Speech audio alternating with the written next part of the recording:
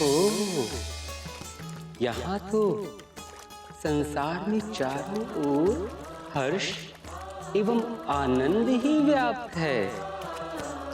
अभी बताती हूँ मैं इनको।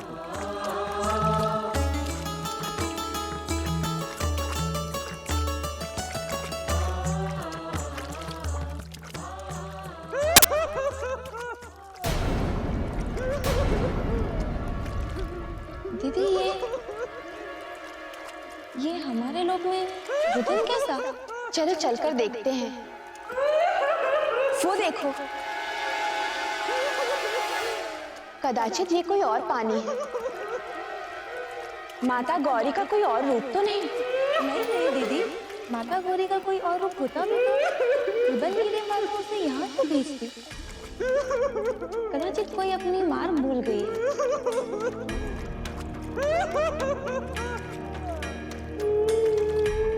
बहन, रो मत।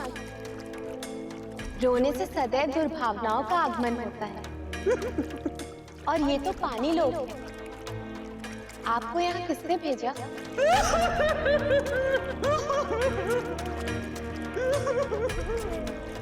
चलिए अब खिला दीजिए।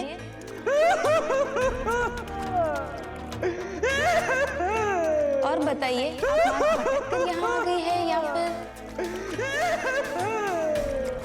दीदी, इस प्रकार तो देखिए, आप यहाँ इस प्रकार रुदन नहीं कर सकती। इस लोक में हर्ष, आनंद और उल्लास का आगमन होता है। आप इस तरह से यहाँ विक्षोभ न लाइए। मेरी आपसे विनती है, कृपया शांत हो जाइए।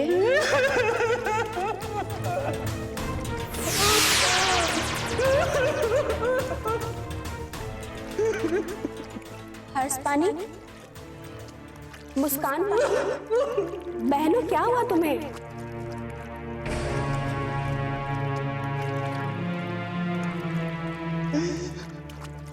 आप कौन हैं और इस प्रकार रो क्यों रही हैं? देखिए, आप चुप हो जाइए। हमारे इस लोक की सुंदरता नष्ट करने का आपको कोई अधिकार नहीं है।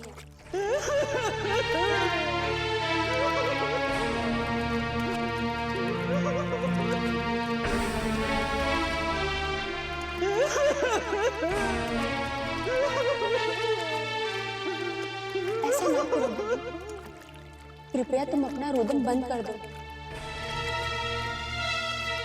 अगर तुमने अपना रुदन बंद नहीं किया तो यह लोक नष्ट हो जाएगा,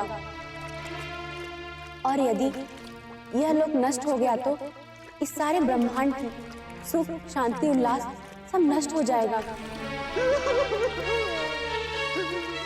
मेरी विनती मान लो, आप जो भी कहोगी मैं करूंगी। आप अपना रुदन बंद कर दो।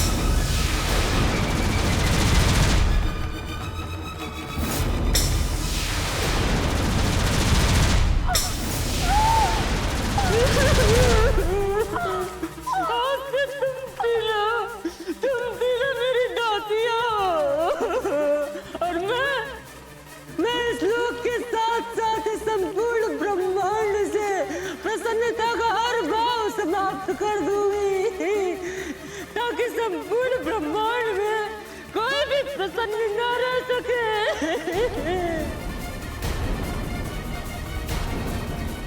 और ब्रह्मांड में सब युद्ध के लिए तैयार है।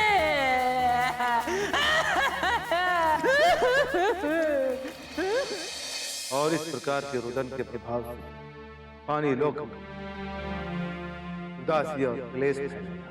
प्रभु, पूरे संसार में इस कलेश और विक्षोभ का प्रभाव कब तक फैल जाएगा? पूरे 4 दिवस में देवी। ओह, प्रणाम प्रभु। अर्धपकीरू लोग की समस्या का निराकरण हो चुका है। हनुमान, नागलोक की समस्या अभी तक शेष है।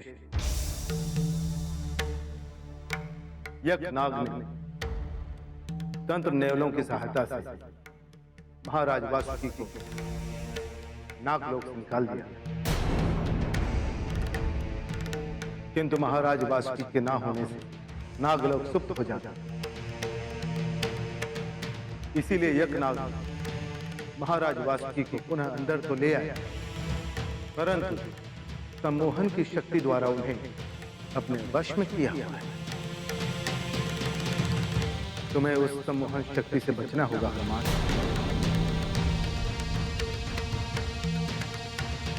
और नागलोक से तुम्हें यज्ञनाग को समाप्त करना होगा।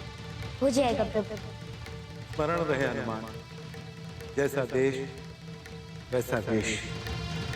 जी प्रभु, अब मुझे आज्ञा दीजिए।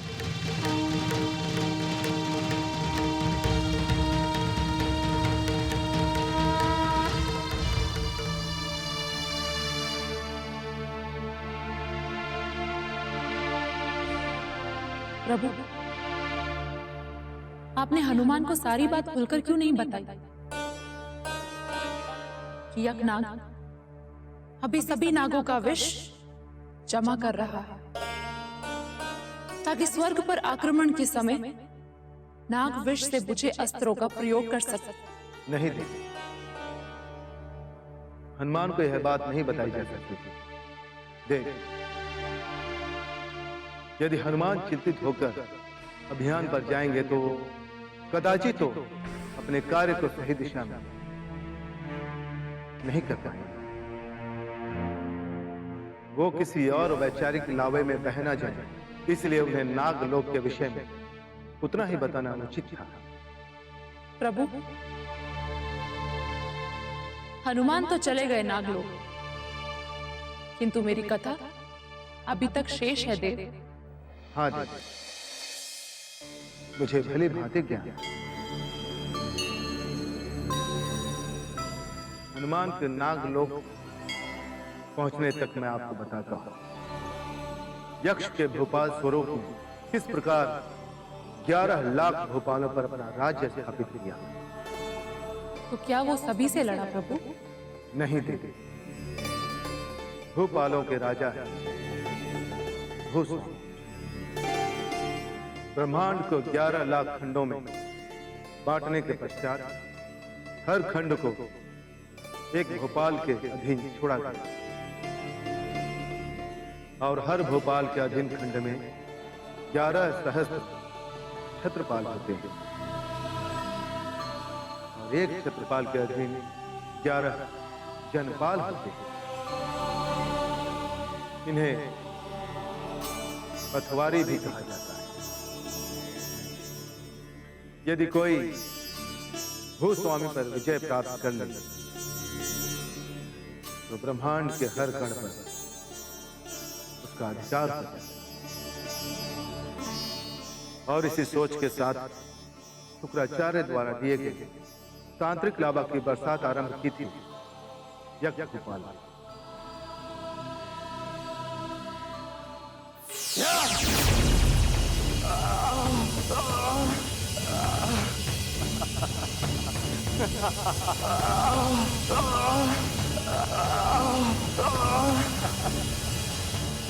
बस करो यज्ञगोपाल, बस करो। मैं तुम्हारी दास्ता स्वीकार करता हूं।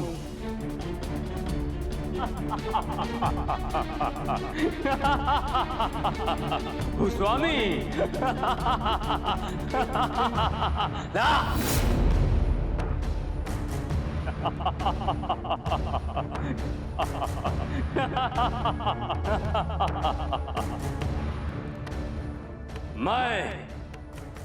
मैं हूं आज से यहाँ का नया भूस्वामी।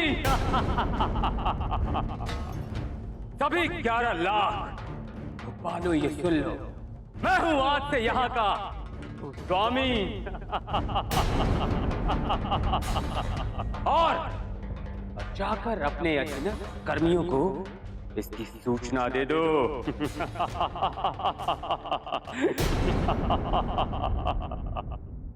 और इस प्रकार ब्रह्मांड के कण कण पर यज्ञ भोपाल ने अपना आधिपत्य स्थापित कर दिया। किंतु प्रभु, यक्ष के विजय अभियान में उसे क्या लाभ होगा? देव, चाहे पिंड हो, ग्रह हो या नक्षत्र, बने तो सभी कणों से ही हैं। यदि भूस्वामी के दंड के प्रभाव से सभी कण यक्ष की आज्ञा के अधीन हो गए तो यक्ष उनसे स्वर्ग ही नहीं बल्कि ब्रह्मांड के किसी भी कोने में जाने का मार्ग बना सकता है। और उसकी योजना यही है कि वो 14 भुवनों को महामार्ग से जोड़ेगा। जो महामार्ग सीधा स्वर्ग में जाकर खुलेगा। सभी लोगों की सभी सेनाएं स्वर्ग लोक की ओर अग्रसर हो सकें। तो ये कारण था भूस्वामी को अपने अधीन करने का। हाँ देवी, किंतु हनुमान के होते यक्ष के इन रूपों की योजना सफल होती नहीं दिखाई देती। तो अब देखना ये है कि हनुमान नागलोक में क्या करने वाले हैं। देवी, आपको हनुमान की इस वार्ता में आनंद आने लगा है। क्यों नहीं आएगा प्रभु? अपने पुत्र को ब्रह्मांड रक्षा में विजयी होते देखकर किस माता को आनंद नहीं आएगा?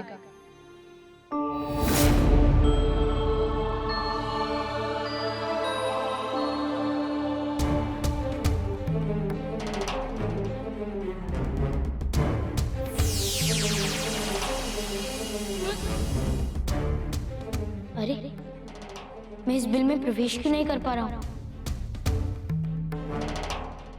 ओह, शिव जी ने कहा था जैसा देख वैसा ही भेज।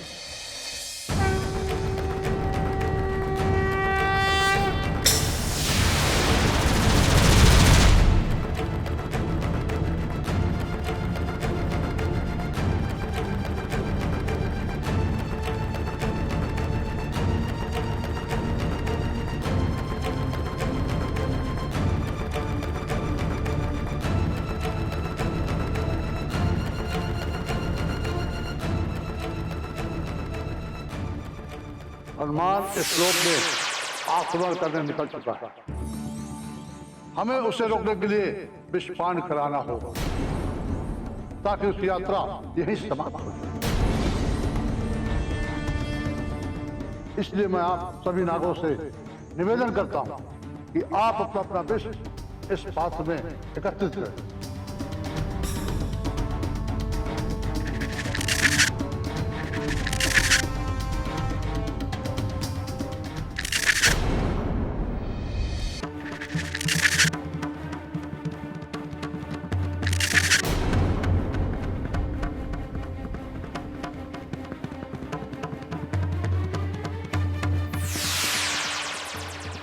मेरी मृत्यु की योजना बना रहे हैं। मुझे किसी प्रकार यज्ञ को परास्त करना ही होगा। हे प्रभु, ये क्या हो रहा है? ये दो चमत्कार नेत्र, ये तो वासुकी की मणि है ना? कहीं हनुमान इनके सम्मोहन में ना आ जाए। वासुकी का विष सर्वाधिक भयंकर विष होता है प्रभु। यदि ऐसा हो गया तो क्या हनुमान को विषपान करना होगा? एक क्षण पूर्व आप हनुमान की विजय यात्रा पर आनंदित थी और अभी आप चिंता मग्न हो गई। प्रभु, मुझे लगा हनुमान कोई मार्ग खोज लेंगे, किंतु ये सम्मोहिनी। देवी, सम्मोहनी से अधिक चिंता का विषय है वासुकी और सभी नाग लोगों का विष। तो क्या इस बार आपको भी चिंता हो रही है प्रभु।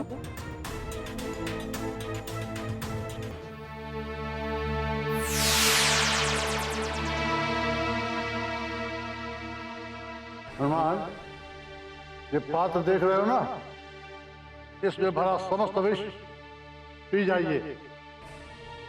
जो आज्ञा नाथ देव।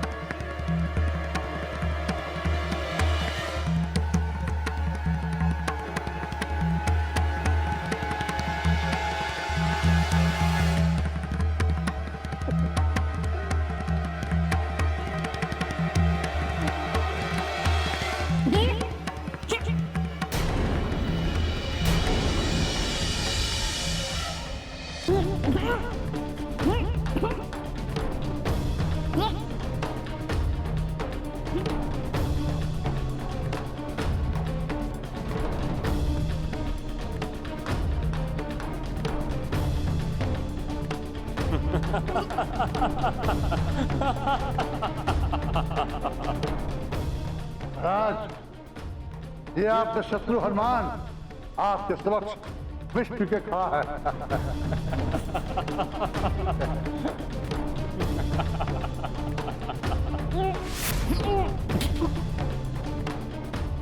आनंद, घोर आनंद, अति आनंद। हलाहल का पान करने वाले शिव के अंश का अंत आज विष के कारण ही हो रहा है। हनुमान, हनुमान, वासुकी, देख रहे हो तुम? तुम्हारे और तुम्हारे नागलोक के नागों का विष हनुमान पीकर किसी प्रकार तड़प रहा है, तड़प रहा है, और तड़प तड़प कर मृत्यु को प्राप्त हो जाएगा। ये विष, हलाहल, शिव। हाँ प्रभु, धन्यवाद प्रभु, आपका बहुत बहुत धन्यवाद।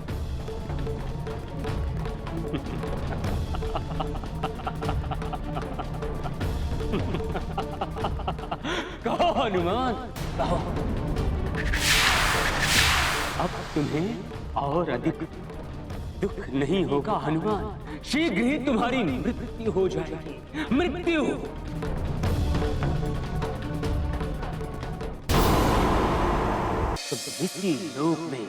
इसी लोक में तुम्हारा अंतिम संस्कार होगा हनुमान। वासुकी के विष से आज तक कोई नहीं बच सका है, कोई नहीं। तो तू कैसे बचेगा हनुमान?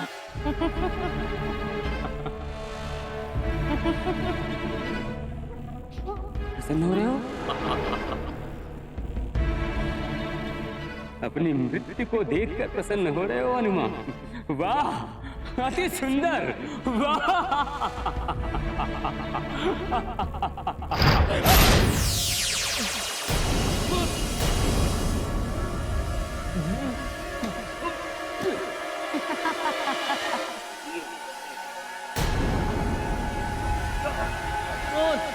यज्ञनाथ,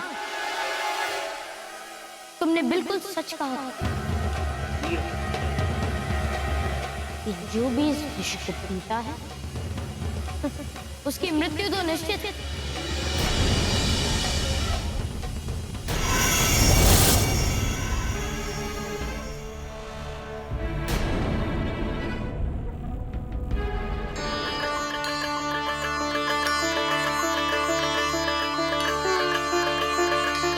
हनुमान, आप और यहाँ नागलोक से?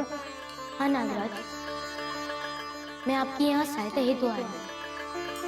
प्रभु शिव ने मुझे यहाँ भेजा। धन्यवाद हनुमान, धन्यवाद। एक नाग के द्वारा इस लोक से बाहर निकल जाने के उपरांत का विवरण मुझे कुछ स्मरण है। क्योंकि उसने केवल आपको ही नहीं, सभी नागों को अपनी महासम्मोहिनी में बांध कर रखा हुआ। धन्यवाद हनुमान, धन्यवाद। आपके कारण इस लोक की रक्षा हो। मुझे आज्ञा दीजिए। रुक जाओ हनुमान, रुक जाओ। कहिए। ये सूत आप मेरी भेंट समझ कर रखें।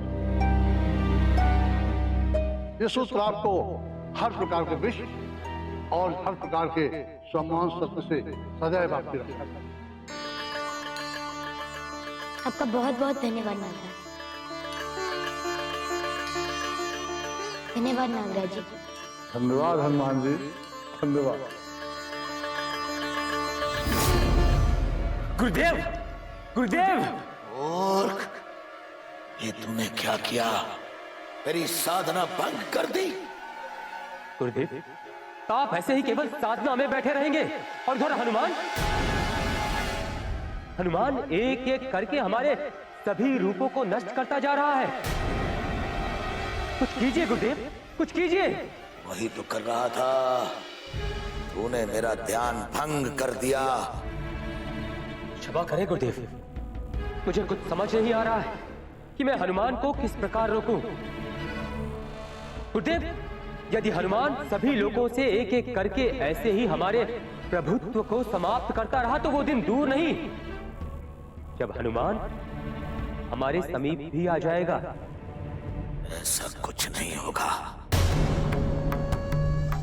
मुझ पर विश्वास धर, ऐसा कुछ नहीं होगा। गुरुदेव, आप पर विश्वास करके ही तो आज तक आपकी सारी बातें मानता आया हूं। हमें शीघ्र ही कुछ करना होगा गुरुदेव। यदि आज तूने मेरा ध्यान भंग नहीं किया होता तो मैं कलाम तक उस हनुमान को ब्रह्मांड से बाहर भेज चुका होता, किंतु क्षमा करें, किंतु हमें शीघ्र ही कुछ न कुछ सोचना होगा। सोचने के लिए समय चाहिए। यदि तू मुझे समय दे तो मैं कुछ सोचूं।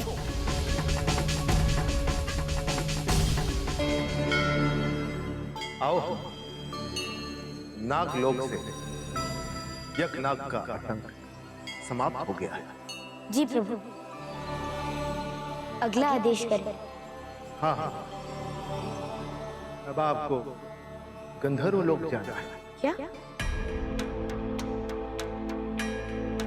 यक्ष का गंधर्व लोक पर भी आक्रमण हो गया? हाँ हाँ हाँ, किंतु प्रभु, यक्ष को गंधर्वों से क्या लाभ मिलेगा? क्योंकि वो तो बहुत ही शांत और सुरसाधना करने वाले जीव है ना? कदाचित आप नहीं जानते हैं हनुमान, गंधर्व मात्र सुर साधना ही नहीं करते, वे बहुत ही परिष्कृत ध्वनि अनुसंधान करता भी है। यह तो आप जानते ही हैं हनुमान कि तरंग ऊर्जा का वो रूप है जिसे यदि परिष्कृत किया जाए तो कोई भी रूप ले सकती है। जैसे कि ऊर्जा की तरंगें प्रकाश में बदल जाती है, उसी प्रकार एक गंधर्व ध्वनि तरंगों का चित्त मधुर सुरों से लेकर ब्रह्मांड की विनाशकारी शक्ति के रूप में परीक्षण करते हैं। अमोघ अस्त्र शुद्ध ध्वनि ऊर्जा ही तो है हनुमान। मैं समझ गया प्रभु। अर्थात गंधर्व लोक में मेरी सुरों की परीक्षा तो होनी ही है। नहीं, तुम्हारे सुरों की नहीं, सही सुरों की। क्योंकि गंधाक्ष ने सभी सुरों को निस्सुरों में बदलकर कार्यकाष्ठा में बदल दिया है। आप निश्चिंत रहें प्रभु, मुझे आज्ञा दीजिए। जाओ, सुरों को अपने स्थान पर लौटाओ।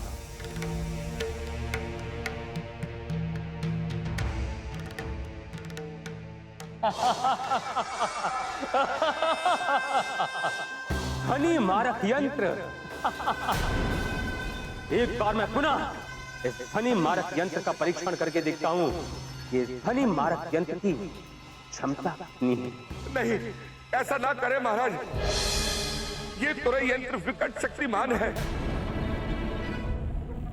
और आपको तो ज्ञात ही होगा कि इस यंत्र से उस वैज्ञानिक का क्या हुआ था। ऐसा ना करें महाराज, ऐसा ना करें। मूर्ख! अब तो मुझे सिखाएगा कि गंधाक्ष को क्या करना है और क्या नहीं। शांत रह, अन्यथा तेरी भी वही दशा करूंगा जो उन वैज्ञानिकों की थी मैंने। नहीं, नहीं।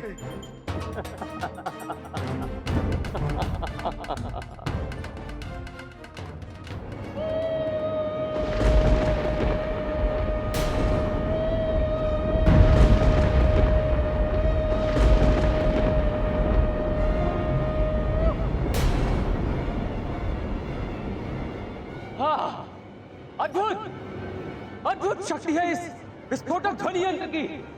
जिस यंत्र से स्वर्ग की इतनी मोटी मोटी शिलाएं गिर गईं, वो यंत्र तो मूल यक्ष की सेनाओं को स्वर्ग पर आक्रमण करने के लिए सहायता प्रदान करेगा। गंधाक्ष, जी यक्षराज। इस शक्ति को इस प्रकार नष्ट मत करो। जी यक्षराज, मैं तो केवल इस वैज्ञानिक यंत्र का परीक्षण कर रहा था। हाँ, किंतु यदि इस परीक्षण की भनक भी उन देवताओं को लग गई तो वो तैयार हो जाएंगे, और मैं ऐसा कुछ भी नहीं चाहता। क्षमा करें मूल्यक्ष, आप जैसा कहते हैं वैसा ही होगा। और हाँ, एक विशेष सूचना और, गुरुदेव शुक्राचार्य ने हनुमान को गंधर्व लोक की ओर आते देखा है। उससे सावधान रहने के अतिरिक्त उसे शीघ्र ही समाप्त करने की चेष्टा करो। ठीक है मूल्यक्ष, मैं अपने इस विस्फोटक ध्वनि यंत्र से उस हनुमान को परमाणु खंडों में विभाजित कर दूंगा।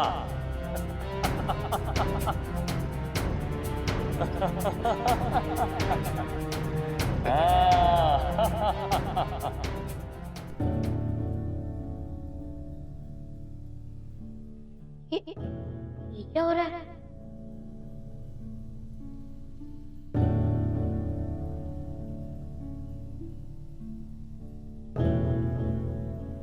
यहाँ तो सुरों की नदियां बहनी चाहिए, किंतु यहाँ उदासी की लहर क्यों उठी हुई है? सब इतने दुखी और क्लांत क्यों दिखाई दे रहे हैं?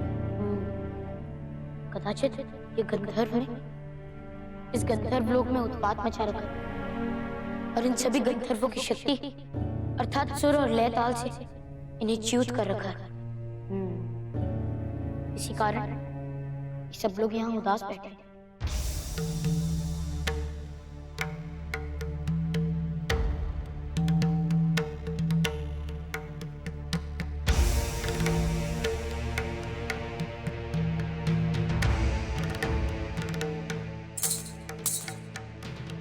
वाला ये तो उस प्रकार उदास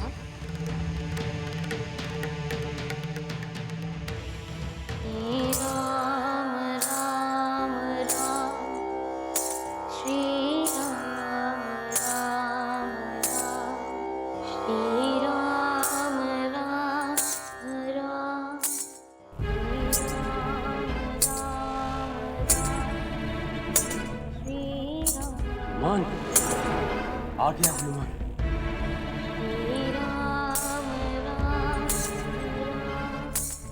गंधर्वराज जी, हनुमान आ गया। और हो ना हो ये सुरीली ताने वही उत्पन्न कर रहा है, किंतु इस गंधर्व लोक में कर्कशा का राज होगा, सुरीली तान का नहीं।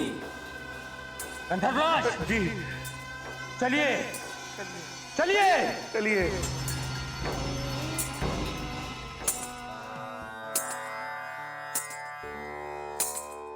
बंद करो ये तान बान, बंद करो।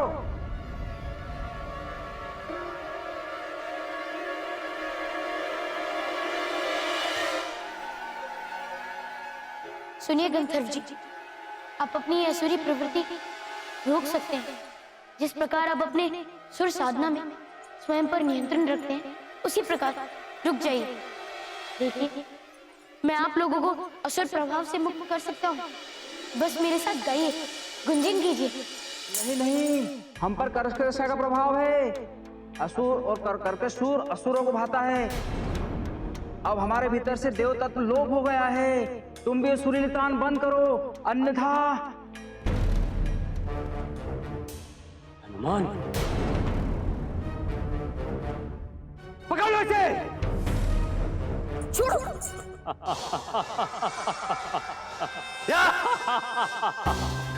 हनुमान, जानता है तू ये क्या है? हाँ, मारक ध्वनि यंत्र है ये।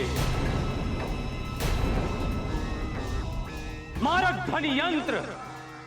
और इस यंत्र की सहायता से मैं तेरे शरीर को खंड खंड में विभाजित कर दूंगा, जिस प्रकार मैंने इस लोक की दीवारों को किया।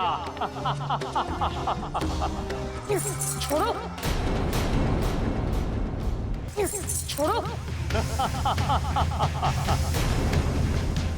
वज्रदेहम प्रकटम।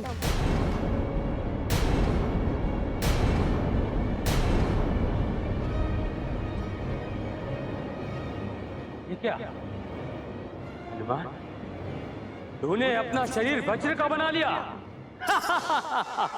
हनुमान, चिंता का कोई कारण नहीं, क्योंकि मेरा ये ध्वनि मारक यंत्र तेरे इस वज्र के देह को भी खंड खंड में विभाजित कर देगा।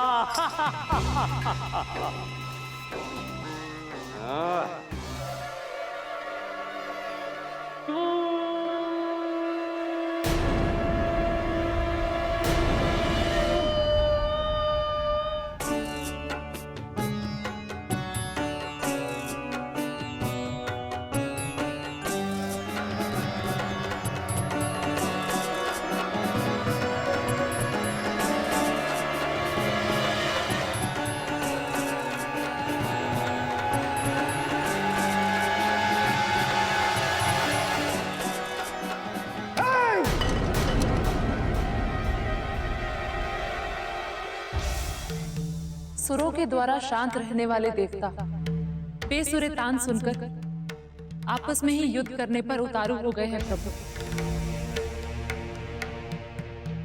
इंद्र को भी 2 दिवस का समय दिया गया है। क्या इंद्र यक्ष के आक्रमण से पूर्व ही अपने पद से हट जाएंगे? नहीं देवी, ऐसा नहीं। किंतु प्रभु, उन स्वर लहरियों के भीषण प्रभाव से हनुमान की देह खंडित होने लगी।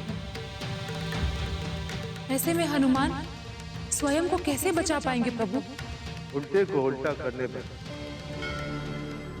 सीधा हो जाता है देवी। मैं समझी प्रभु, सही कहा आपने।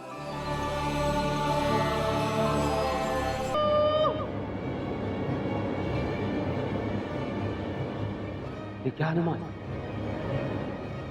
तेरा देह तो विखंडित होने के स्थान पर मेरे शरीर की रश्मियां तेरे शरीर में प्रवाहित होने लगी,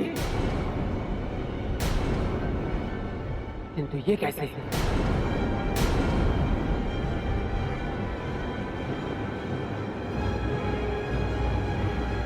हनुमान, तू कौन सी क्रिया योग कर रहा है? अपनी कौन सी लीला का प्रयोग कर रहा है? बता मुझे। कुछ भी तो नहीं कर रहा मैं।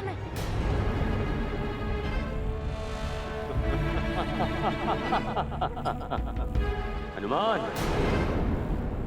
अब तू कुछ करने के योग्य भी नहीं रहेगा। गंधर्वों, पकड़ लो इसे। गंधर्वराज, ले जाओ इस धूर्त हनुमान को, ले जाओ। अब गंधर्व लोक के बाहर ले जाकर इसे मृत्यु के घाट उतार दो। जाओ।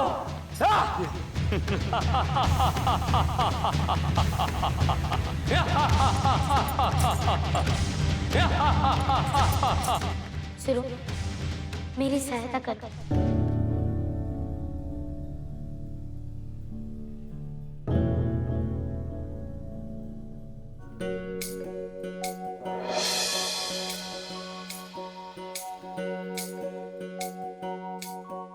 गंधर्वों, तुम लोगों ने हनुमान को समाप्त नहीं किया।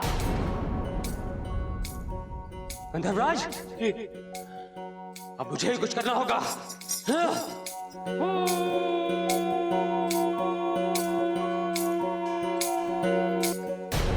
राम की लीला राम का नाम, राम ही आए सबके नाम।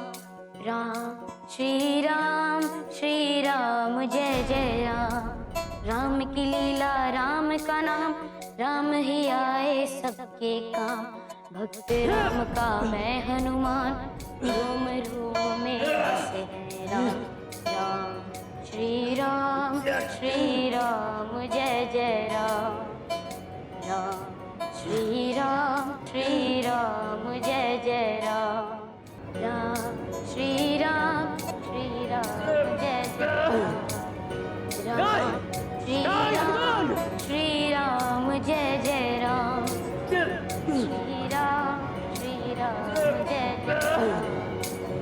राम श्री राम जय जय राम। श्री राम जय जय राम।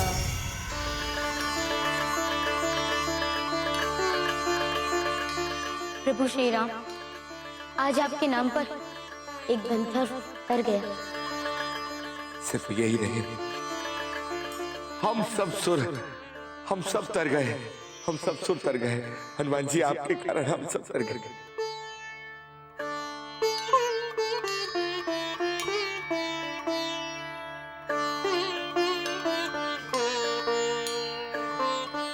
और अब मेरे जाने के उपरांत आप प्रभु श्री राम नाम का जाप कीजिए। जी बिल्कुल हनुमान। बोलो सियावर रामचंद्र भगवान की, बोलो सियावर रामचंद्र भगवान की, सियावर रामचंद्र भगवान की, बोलो सियावर रामचंद्र भगवान की, पवन पुत्र हनुमान की, हनुमान जी की, हनुमान जी की, या राम जी की, या राम जी की, या राम जी की, हनुमान जी की, राम जी की, हनुमान जी की, राम जी की। लीजिए गुरुदेव, लीजिए। आप केवल यहाँ पर ध्यान लगाकर बैठे रहिए। उधर हनुमान ने गंधाक्ष को भी समाप्त कर दिया। कुछ नहीं गुरुदेव, अब केवल मुझे ही सोचना होगा। आपके पास हलाहल का बाष्प है ना? अब हम हलाहल के बाष्प से हनुमान को मूर्छित करेंगे गुरुदेव। किंतु उसे हम इस प्रकार हनुमान पर व्यर्थ नहीं कर सकते। उसे मैंने किसी और प्रयोजन के लिए रखा है। गुरुदेव, हम किसी और प्रयोजन के बारे में बाद में विचार कर लेंगे, किंतु अभी हमें इस हलाहल के बाष्प की आवश्यकता है। हलाहल के बाष्प का प्रयोग सब जानते हैं। यदि एक बार हनुमान इस हलाहल के बाष्प से मूर्छित हो गए तो उनके चेतना में आने तक हम अपने उद्देश्य की पूर्ति कर चुके होंगे। नहीं यक्ष, ऐसा नहीं हो सकता, क्योंकि हनुमान शिव का अंश है और शिव उसे इस हलाहल से क्षण भर में मुक्ति दिला देंगे। कैसे गुरुदेव? देवर्षि नारद भी तो ब्रह्मदेव के ही पुत्र थे। उसका मुख्य कारण था नारद को उसके जीवन का मूल पाठ पढ़ाना। यदि शिव चाहे और कार्य ना हो, ऐसा नहीं हो सकता यक्ष। और ये बात आपको ज्ञात थी? हाँ,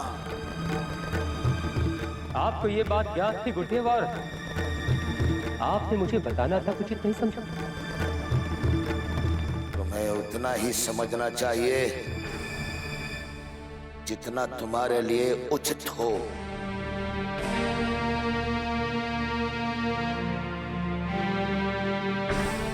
समझे? बार बार मुझसे प्रश्न करके मेरा समय नष्ट मत करो। मुझे हनुमान को रोकने का कोई दूसरा मार्ग खोजने दो।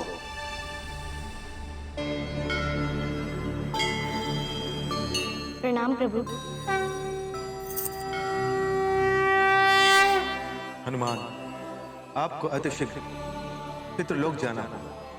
जो आज्ञा प्रभु। किंतु आप इतनी व्यग्रता में? मेरे व्यग्र होने के कारण है मेरे प्रिय पितृगणों पर यज्ञप्रेत नाम का बहुत बड़ा आतंक आ गया है। उसे समाप्त करके तुम्हें पितृगणों को मुक्ति दिलाना। जो आज्ञा प्रभु।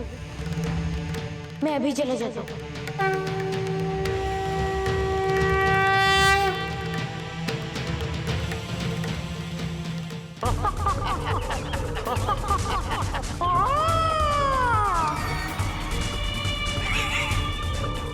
महाराज, ये है हनुमान के नाना कुंजर। अच्छा।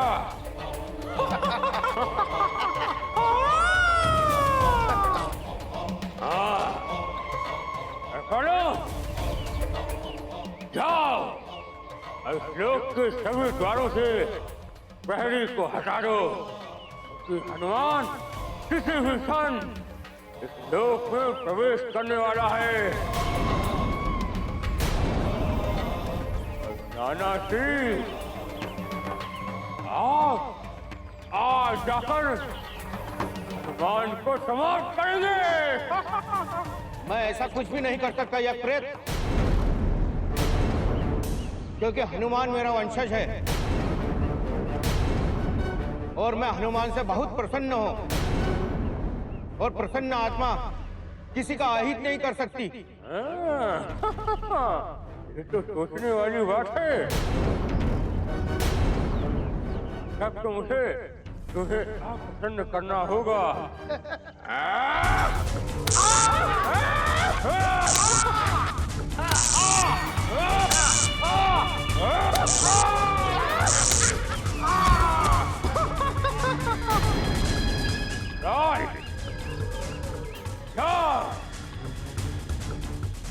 जाकर हनुमान को देखो,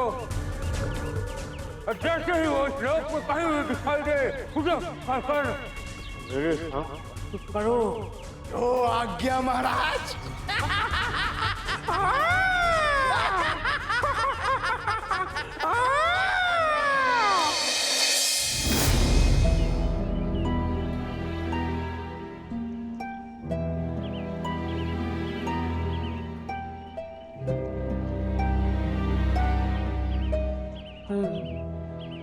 इसमें अवश्य ही यज्ञप्रेत की कोई ना कोई चाल है, किंतु उसे मुझे आने का आभास हो जाना चाहिए।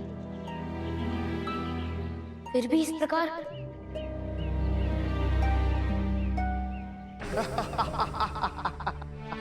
हनुमान। पिताल जी प्रणाम। प्रणाम से अधिक महत्वपूर्ण एक सूचना है तुम्हारे लिए हनुमान। कहें। मैं तुमसे युद्ध नहीं करूंगा, किंतु तुम्हें मेरे साथ चलना होगा। और यदि मैं जाने के लिए ना कहूं तो? यदि तुम नहीं गए तो तुम्हारे प्रिय नाना जी को इस लोक में अनंत काल तक तड़पाएगा यज्ञप्रेत।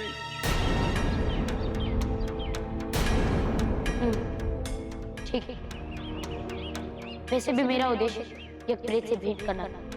चलिए।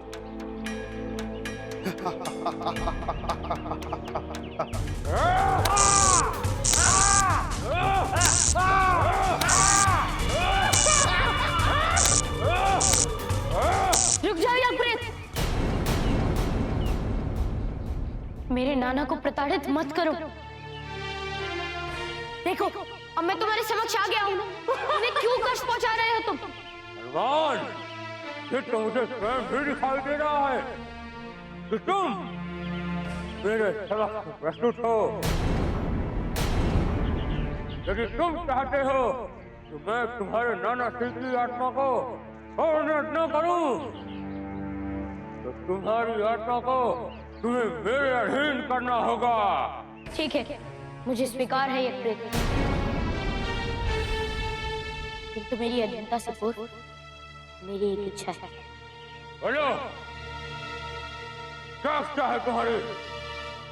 कि मैं आपके चरण धोना चाहता हूँ।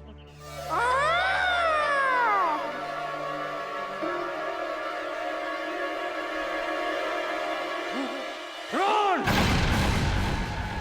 पराजित तो मुझे मूर्ख समझता है। इस कमंडल में कोई साधारण जल नहीं, अरजू गंगा जल है। और इससे तू मेरे चरणों को छूकर मेरी आत्मा को मुक्त करना चाहता है? नहीं!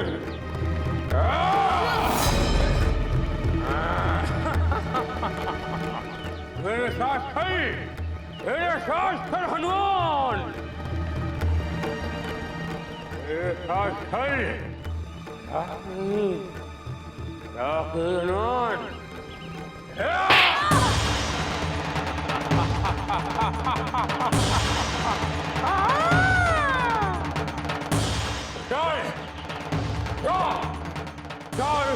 हनुमान को समाप्त करके आ। मेरे उस शक्ति के प्रभाव से उसे इतना घाट पहुंचा होगा कि वो खड़ा नहीं हो सकता। जाओ बेटा, जाओ जाओ, मेरे दास होने का प्रमाण दो मुझको। समय व्यस्त न कर, शीघ्र जाकर हनुमान को समाप्त कर दे। जाओ। जो आज्ञा महाराज। जा रहा हूं।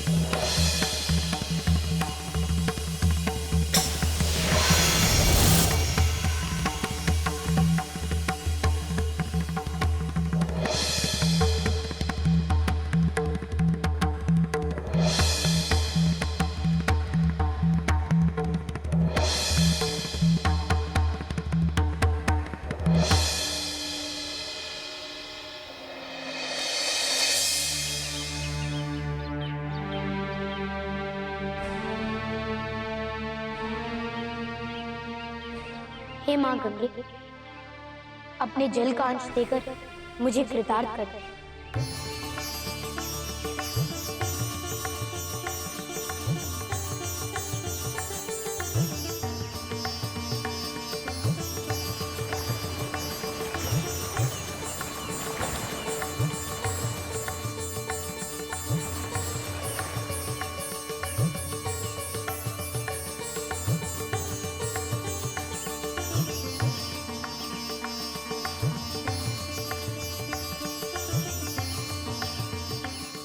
मेरी यात्रा सफल रहे, इसका आशीष मुझे प्रदान कीजिए।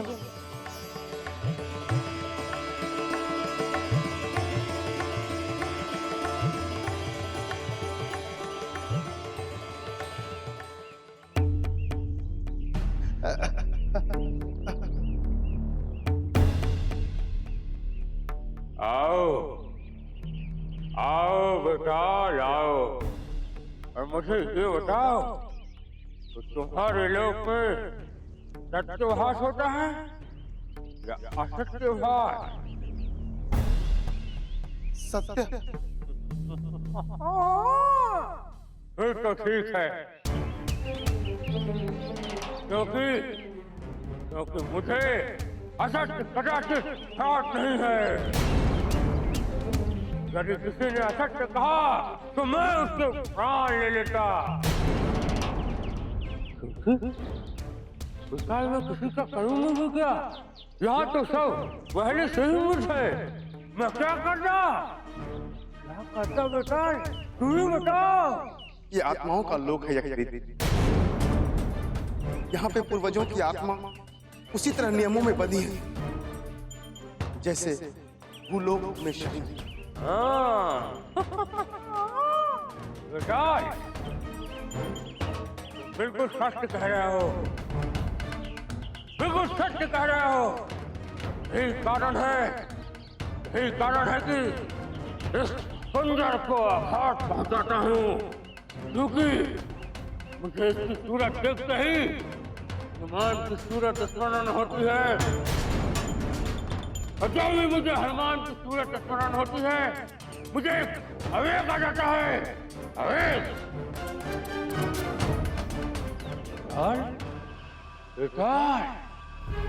हनुमान का शीश कहाँ है? तुमने उसे मृत्यु के घाट उतार दिया ना? वो कुछ नहीं बेकार। क्या कहाँ है हनुमान का शीश? क्या कहाँ है हनुमान का शीश? तुमने उसे मृत्यु के घाट उतार दिया ना? नहीं यज्ञ, मैं हनुमान को समाप्त नहीं कर पाया। जब तक मैं पितृलोक के सीमा से बाहर आया, न केवल हनुमान की चेतना लौटी, तो भूलोक की तरफ भाग गया।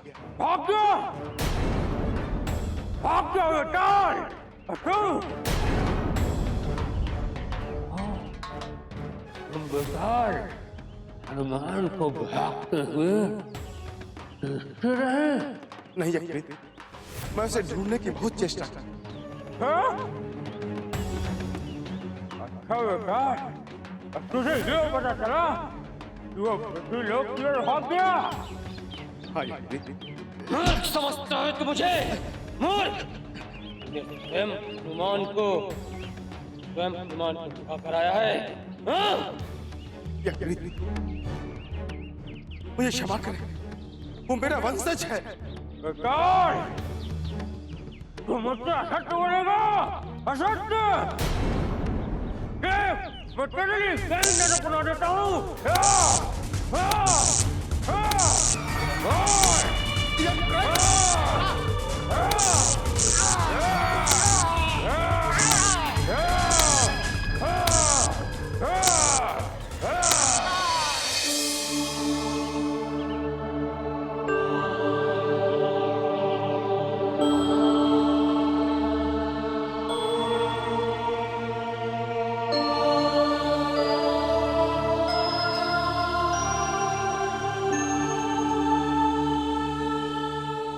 माता कामधेनु, आपके सहयोग की आवश्यकता है।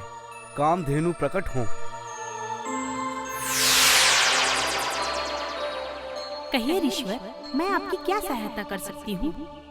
मेरी नहीं माते, युगों युगों के रक्षक को आपकी सहायता की आवश्यकता पड़ने वाली है, इसीलिए मैंने आपको पुकारा है। कौन ऋषिवर?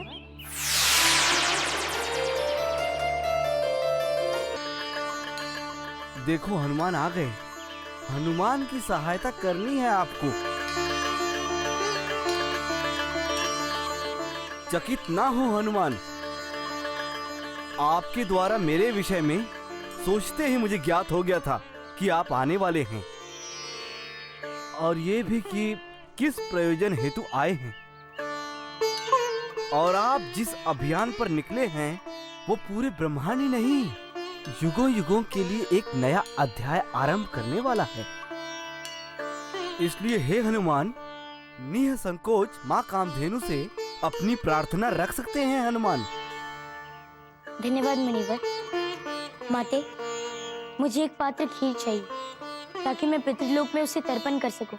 एक पात्र खीर मैं आपको अवश्य दे सकती हूँ, किंतु दान में मिली हुई वस्तु ऐसे तर्पण नहीं होती हनुमान। तो माते, मुझे बताइए कि मैं ऐसा क्या उत्कर्म करूं जिससे मैं उसे प्राप्त कर सकता हूं?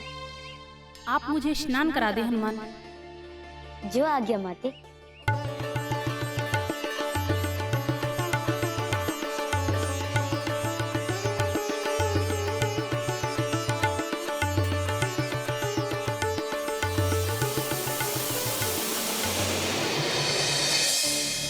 वाह प्रभु वाह, जटाधारी की जटा से गंगा की धार हनुमान के पात्र में जा रही है।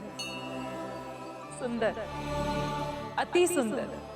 हाँ देवी, हनुमान के पात्र में जल समाप्त नहीं हुआ और इसी प्रयोग में कामधेनु जैसी पवित्र गाय की सेवा भी हो जाए।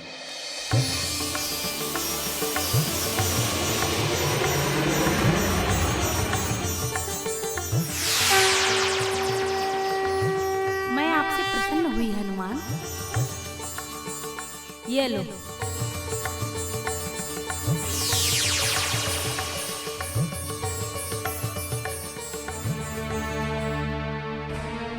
पात्र माते, खीर कहाँ है?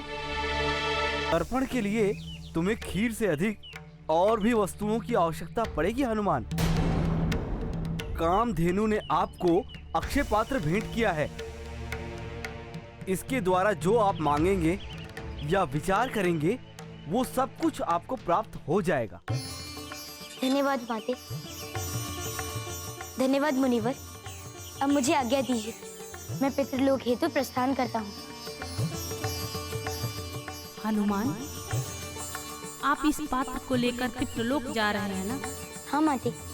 मार्ग में इस पात्र से आप तर्पण विधि प्राप्त कर लीजिएगा। किंतु हाँ, एक विशेष बात, आप इस पात्र को एक ही दिवस तक प्रयोग कर सकते हैं। ठीक है माते। पितृलोक के कार्य समाप्त होने के उपरांत मैं आपको ये वापस लौटा दूंगा। उसकी आवश्यकता नहीं पड़ेगी हनुमान। पितृलोक में आपका कार्य समाप्त होने के उपरांत ये अक्षय पात्र एक सामान्य पात्र में परिवर्तित हो जाएगा। ठीक है माते, अब मुझे आज्ञा दीजिए। चिरायु भव हनुमान। प्रणाम मुनिवर। चिरंजीवी भव हनुमान।